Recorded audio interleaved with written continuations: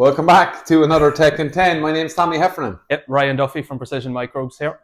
Just people who are tuning in for the first time, what's Tech in 10 again, Ryan? Give people an idea. Yeah, it's we're going to delve into a technical topic. We're going to try and do it in less than 10 minutes. So that's pretty much it. So each week we'll do a topic. So today we've picked this topic ourselves, relevant to microbes, as we'll explain. And Matthias, we're ready to go. 10 minutes. Ryan, topic is antibiotics, the impact on gut health and the role of probiotics. But let's step back. Antibiotics are wonderful tools. And I have to say, sometimes when we're working as with a biological company, it's like antibiotics are bad. Antibiotics are amazing tools, aren't they? Yeah, no, look, they've brought on animal health, human health massively in the last number of decades. We'd be lost without them. Hence why there's a lot of conversation around antimicrobial resistance now, because we need to make sure that we have them within our arsenal against bacterial infections. They've added 20 years to human lifespan. That's one fact I always remember. And actually, why I brought this topic up today was I was in the chemist because one of my kids actually needed antibiotics. Well, they were prescribed them to use them if they were needed.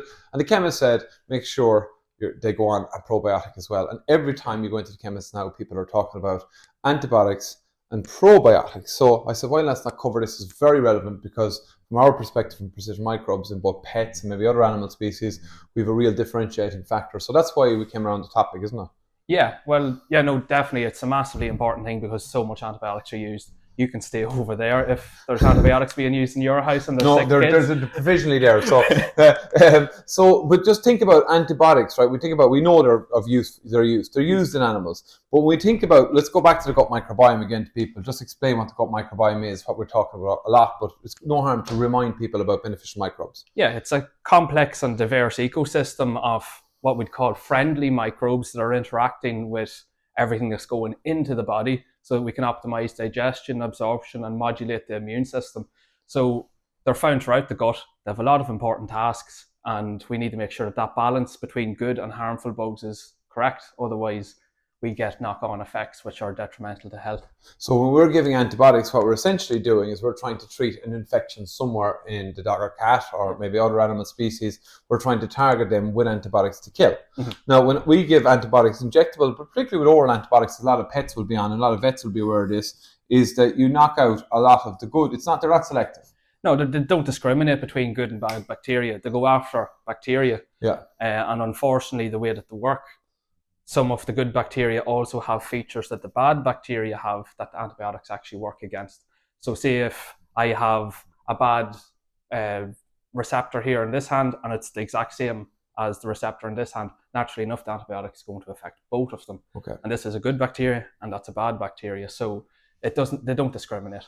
And when you have antibiotics on their own, as a consequence, they may be treating the infection. You can get a dysbiosis in the gut or a reduction of the diversity of the gut microbiome and functionality. Yeah. There's lots of studies in both pets and animals or humans on this. One was done on metronidazole, for example, and looking at the short and long-term impacts. But explain what dysbiosis means clinically, I suppose. Yeah, well, just to go back, what does dysbiosis actually mean? It's an imbalance where we get an overgrowth or a vast overgrowing of harmful bacteria, and the beneficial bacteria population is either decreasing or it's a smaller proportion. So we've created an environment where harmful bugs have outnumbered the good bugs. And as you said, that can also impact diversity within the gut, which is a no-go. Clinically, what are you going to see? Like a lot of digestive upsets. Diarrhea, perhaps. Diarrhea, potentially even vomiting, but even issues with just straightforward digestion of food. So like if we think of what those bugs are doing, they're in there digesting a lot of diets, so they can definitely have knock-on effects where the digestion of food's not going to be as good. That might not necessarily manifest as diarrhea. It might just manifest as a dog that's not thriving. Okay, so dogs and cats, big issue, particularly because that's probably an area where we see a lot of people using precision microbes. So antibiotics are wonderful tools. A lot of your vet practice, your vets are going to be watching this video as well, hopefully, are going to be using antibiotics. This is where you need to consider probiotics and postbiotics as a tool. Probiotics, but we want to add in a postbiotic story as tools. Sorry, I'm going to hit you in the head. Probiotics and postbiotics as tools during antibiotic treatment to reduce the risk of dysbiosis. And I suppose on one hand kill, but one hand be kind to the gut. Will I be right into that? Yeah, and even following on from antibiotic use, because as easy as it might seem, clinically the dog may get better, the infection might go away, maybe the diarrhea that the dog had has gone away, but maybe it's just not thriving. dysbiosis doesn't just correct in the matter of days. It can take weeks to months for it to correct.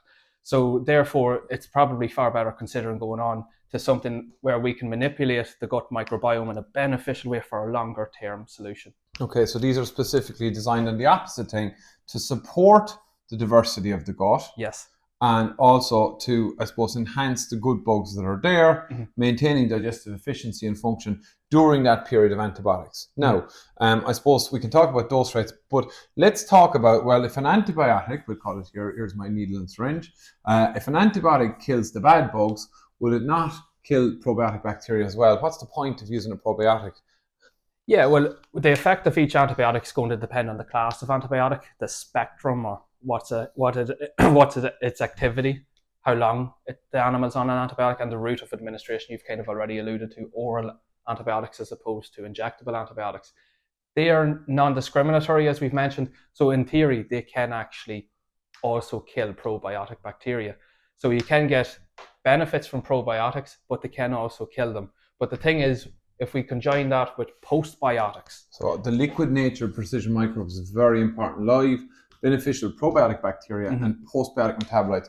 Explain why that's important from a gut function point of view and why it makes a really nice tool for vets to use alongside antibiotics. It's massively important, and it's a main feature of Precision Microbes. The probiotics, you're putting in the right bugs to get the right diversity, but they're also producing a lot of end products known as postbiotics. Which are in the liquid. That can include short-chain fatty acids, bacteriocins. There's a variety of beneficial postbiotics, essentially the end products of bacterial fermentation that have been shown to have benefits at gut level.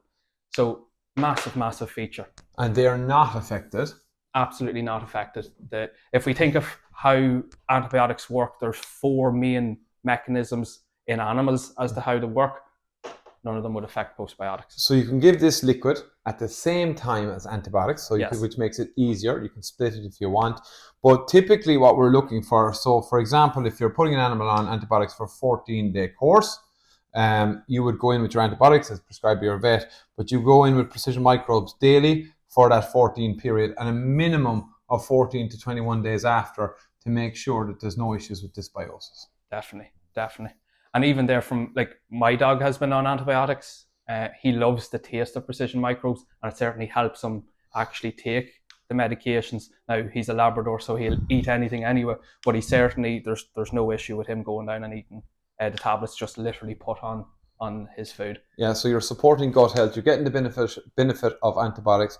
You're getting also the benefit of supporting gut health during that period. So again, if there's vets who want to talk to us more about it, it's a very suitable tool. I see more and more pharmacies now that are prescribing medicines are saying, as I said, it comes up all the time on the probiotics. I think a lot of vets now are looking at it as well. Precision Microbes is very different as a tool in that space. And I think if you look at other animal species as well, calves are on course of antibiotics, foals or horse products complementary feed, but again, it supports gut health. They're an excellent tool to be given alongside antibiotic usage and post-antibiotic treatment. Definitely.